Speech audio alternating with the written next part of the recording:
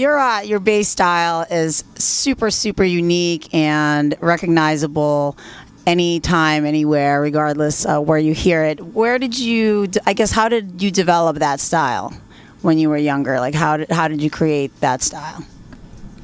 I guess it started out for me, like, I started playing guitar. That's probably why I'm playing guitar and still well now, you know, because I miss it.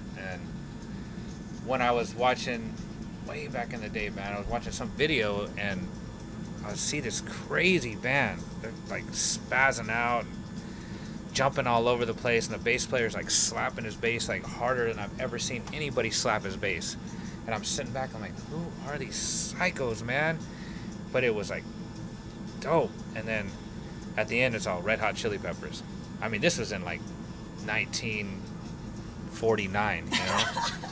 I mean, back in the day, the early, you know, like Freaky Styley. And I was tripping on that. So it kind of, I'm like, wow, man, I'm gonna do that, you know, because I just saw it and it looked fun. And that's like my personality. I'm like kind of goofy like that, you know, where I want to like bang on my bass. And so it kind of just, I guess that kind of changed me. And then from there, you developed into hearing a band like Sepultura, you know, and Metallica, and I'm digging these bands too, and I'm like, how do I make it work with both of those? And then, you know, running into just, I guess it kind of molded me into who I am. And then hearing Faith No More back in the early days when they had Chuck Mosley, Sure. That's when I was into it, you know. I mean, don't get me wrong, I still like the newer stuff, but that's not when I got into it. I was into it when it was Chuck Mosley, and nobody knew who Faith No More was.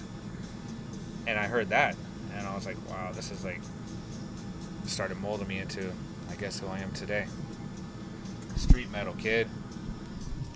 As a final question, you know, a lot of kids and all of your fans seek comfort in your music, and it's a certain form of therapy. And certainly when I was, you know, when I started getting into Korn, it was something I could listen to that made me feel that I don't have to change myself, and it's okay to be the way that you are, and it makes you feel comfortable. Where do you seek comfort and solace? Is it music? Is it your family? Is it your religion? What helps you in your darkest times? I mean, I guess for me, like, my comfort, I read the Bible every day. It's so uplifting and so, like, it's life, you know? And there's so much comfort and so much hope in it that it's the best thing ever, you know? It's so uplifting. But a lot of people, I think, that make a mistake is when they're feeling down, they go, misery loves company. Yes. Like, they feel sad and they go put a sad song on. It's like, no, go do the opposite. Put a happy song on, you know? Like, don't feed into that, you know? Because at the right time, if you're feeling sad enough and you're listening to sad music and the right drugs or pills or whatever are involved, you know, like 1 million people a year commit suicide. 1 million, and 20% higher attempt. So it's like, why? Because it's a world, man, and people do the wrong thing. You know, it's like you want something opposite of what you're really thinking. So people should be careful, because I feel bad, because even in this last year, I know a couple people that committed suicide. And it's sad, man. But on the other hand, I mean, you guys don't create happy music, but it makes so many feel comfortable with themselves. So how do you explain that then? Well, because we know the percentage of people that feel comfortable, like, I listen to Korn in a different way. Like, people got to be careful, because music's not just music, you know. You can really bring yourself down if you're in the right state of mind. For me, I love listening to Korn. I listen to it when I'm working out. It's great workout music.